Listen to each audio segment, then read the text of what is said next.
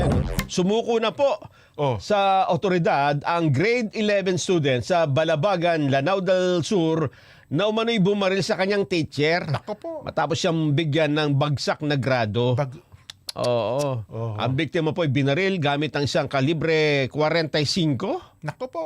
at tinamaan sa likod ng ulo. Ayon kay Lanao del Sur Police Provincial Office spokesperson Major Salahuddin Bashir, mag-e-enroll sana ang estudyante sa grade 12 nang malaman niyang mayroon siyang mga bagsak na subject. Nako. Kaya hindi ho siya naka-enroll.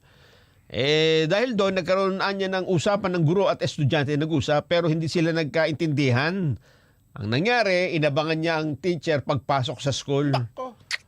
Binaril niya. Matapos ang insidente, tumakas buo ang suspect sa Morogong at nakituloy sa kanyang mga kaanak. Pero kalaunan sumuko sa tulong ng kanyang kapatid na isang pulis. Nako. Kaya naman pala may Kaya pala malakas ang loob, baril-baril Kapatid yung pulis yung kapatid niya. Baka laging nakakakita ng baril yan. Oo. Ang suspect ay inilagay na sa kustodiya ng Balabagan NPS habang magpapatuloy ang investigasyon. Nagtalaga na rin ng mga pulis para i-secure ang paaralan sa nasabing bayan at matiyak ang kaligtasan ng mga mag-aaral at mga guro.